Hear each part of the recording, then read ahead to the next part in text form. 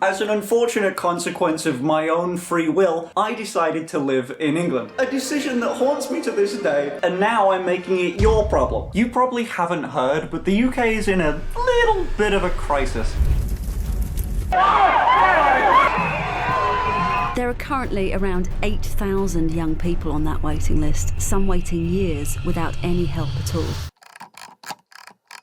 I know everything seems really quite bad, and yeah, American viewers watching this especially, yikes. But this video's to let enough people know this exists. Maybe our current system needs to change. Some of you may remember years ago now, I started talking about building my own not-for-profit healthcare service for trans adults and trans youth, and it's done. In fact, it's been running very successfully for about a year now. It's become one of the best rated trans healthcare services in the UK. It's called Anne, or Anne Healthcare. A friend of mine actually started her transition with Anne, and she didn't know I had anything to do with it up until...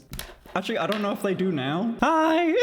And look, it's not lost on me what my side job is, but it was made very clear to me since before I even came out that people would look to me for advice or just for comfort with transitioning. I didn't want to say the wrong thing and then everyone's going to demonize this entire group. It's been a year since I worried about that, and they have. When I started streaming during COVID, there was an awful lot of people that were doing OF at the time that were also doing some charitable venture with it. Like, do you remember that one girl that was like funding money for cancer research? That was what I knew OF to be. I guess it stuck in my head. I'm going to be seen as the enemy anyways. Why not just say fuck it and do something for my community? I was always very scared about like public backlash and stuff, so I wanted to wait until it was in like a solid spot where like me saying, hey, you should go check this out wouldn't like fuck it all up, you know what I mean? It could grow on its own. And because I don't need to worry about that anymore, Anne Health includes trans youth. It was a massive part of the mission statement. I know it's a touchy subject, Jesus Christ. But here is a custom link to a bunch of studies finding that the best possible treatment method with the lowest regret rate for trans people struggling with their gender identity and dysphoria is transitioning. It's the thing that saves lives. Statistically, every trans adult was a trans kid. Feel how you want about it, but at the very least, getting a potentially trans kid a qualified therapist is a good idea. Even if they don't pursue medical treatment, just like mental health well-being, they have that option. You can just socially transition or do nothing. Sometimes you just need a therapist. There's always that option. That's part of it. Unrelated, but doctors in England suck. Okay, well, they don't. They're actually really good, but the NHS waiting lists are insane. If you're trying to get healthcare as a trans person, the wait list can either be like 20 years or no. Genuinely, even most private healthcare clinics just don't take you on if you're trans. Don't offer anything to do with transition at all. Like, once I've been told that we can't check your testosterone and estrogen at the same time. Insane. Doctors are expensive, DIY can seem scary, and generally it doesn't really seem like there's any good providers. But not anymore! Okay, well that's the goal anyway. This could still fuck up somehow. Hopefully not my fault. Thank God they're not responsible for me. Actually, I guess you don't even know who they is yet. So I'm Susie Green. I've got a long history of working in the charitable sector. So I was the CEO of Mermaids, long history of being an advocate and of activism in sticking up for trans kids in particular, but trans people in general. I've met your daughter. She's lovely. She said I had to say hello. Yeah. Hello. So I'm Lizzie Jordan, she, her, and I'm the co-founder of Anne along with Susie. So we've been friends now 10 plus years now. My experience comes into play from initially trying to find support for my own loved ones. So I set up an organisation in Lincolnshire called Think to Speak, which was like a peer support organisation. So I was doing that for like 10 years. I had been looking for years to try and work out how to actually make a model that functioned, and particularly, the last few years where we've seen for trans youth various bits of court cases and legislation and NHS choices really impacting on what was being provided for them. It was like, no, we need to do something. How do we know each other? When you reached out and you said to me, are you still at and I said, well, no, but can I talk to you about something else that I am involved in and I really want to get off the ground? That's when we arranged that chat, didn't we? And I talked through the fact that I've seen so much go wrong and I've seen so little done to look after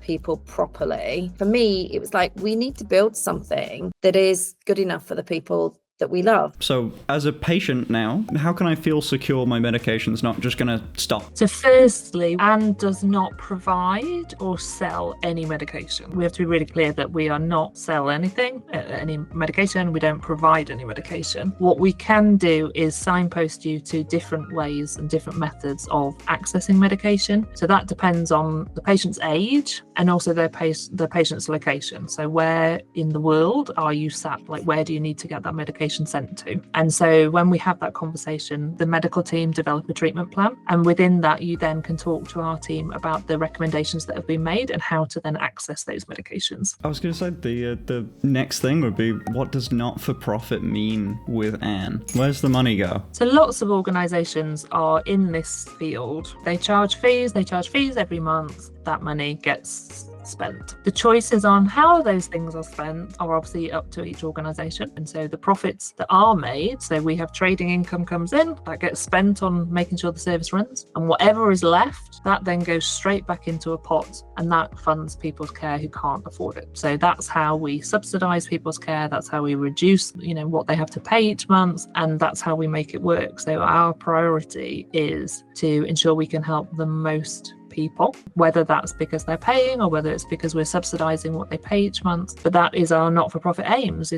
we are here to support the community.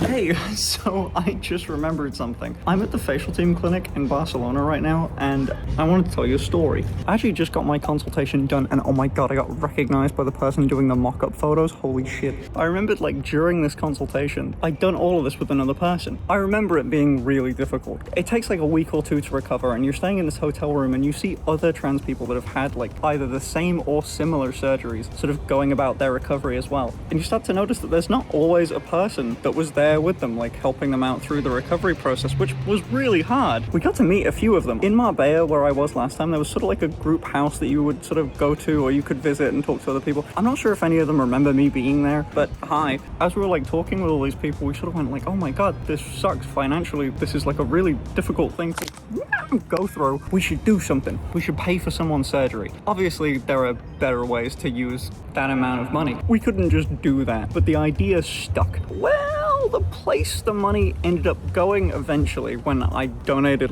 a year later, they didn't handle the money the best. I'm saying they for a very specific reason, because I know you want to do lawsuits, you fucks. Okay, completely off topic and not related to that in any way. A while after I made that donation, I found out that very large and accessible clinic had changed how they do things and had fired around 40 to 50 people in a day, because in the interest of affordability, they have replaced everyone with AI. Look, I'm a Zoomer. AI is helpful in some ways. Should unproven models be used to check your blood tests and figure out if you're going to have a health risk or not? Maybe no. It does a bad job. It gets stuff wrong, and it kind of puts a bad image for this type of healthcare system in general, if just no one's looking after the patients. One day maybe AI will be awesome, but it's not right now, and I don't think it's worth putting people in danger to better your bottom line, But I get it. Trans healthcare is just not super accessible, even if you have money. The Americans watching this will know that you do injectable estrogen. In the UK, we just don't have that. Medications with a great track record are around everywhere, but they vary country to country because of local laws. And because of our system of not being able to use our public health service to get healthcare if you're trans, even if they will prescribe all of the same stuff if you're not. A woman going through menopause?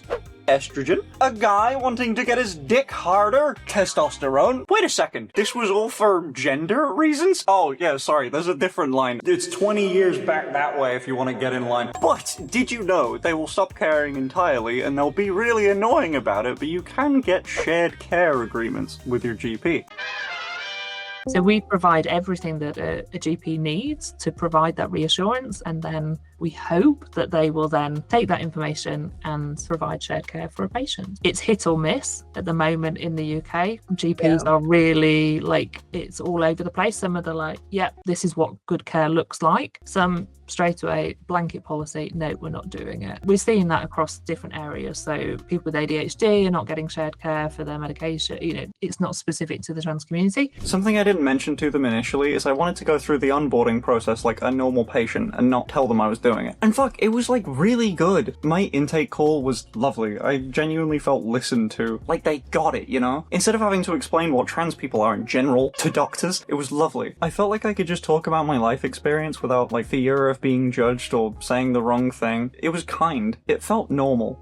I felt normal. Kind of the biggest part about Anne is that we wanted to help people that can't pay for it. And while the revenues like being circled around to help people coming in that can't afford the treatment, what if you didn't even want to use Anne for your healthcare? Well, you don't have to, buddy. There's a toolkit page. So this is just an FAQ page. Everything's in beta. Stuff will be added to as we get like new information, things that people want to see on there. It's a general resource hub. Like, you know, we've been seeing a lot of people burning books recently, and that's a little bit scary. So we may as well have some information repositories around that are sticking around. So here's the link to that as well. Editor, put it there. Yeah, got you. Nearly. If you want to help in any way, the links will be in the description, and I'll be live streaming right now doing just general fundraising for Anne. If you want to ask questions, perfect place to do it. I'm live, I can't avoid them. If you wanted to donate, that would be pretty cool too. But finally, I know there's probably going to be some controversy surrounding Susie or Lizzie, definitely me, but guys, they're doing great work here. Not every trans person has the resources that I do. I think I owe it to this community that's put me in the position I am in now, and that's helped me be okay with who I am. I funded this specifically so it wasn't taken over by like some venture capitalist investors seeking to make a profit on it. I make nothing. No one makes anything. I have no shares in this company. The money seems to be going to the right places. I trust Susie and Lizzie to keep making good decisions, and I trust the amazing therapists, doctors, nurses, patient coordinators, IT staff, just everyone on the Anne Health team that is doing an amazing fucking job. I focused a lot of this video on the founders and me, but the people keeping Anne alive are them. They've worked so insanely hard. If you're watching this, you are so cool. Thank you for helping. I haven't done a sincere ending before. Is it getting darker? Oh, wait, before it ends, go subscribe to the battle pass. Okay, sorry, that was really distasteful. Do you know how much doctors cost? That shit was expensive, dude.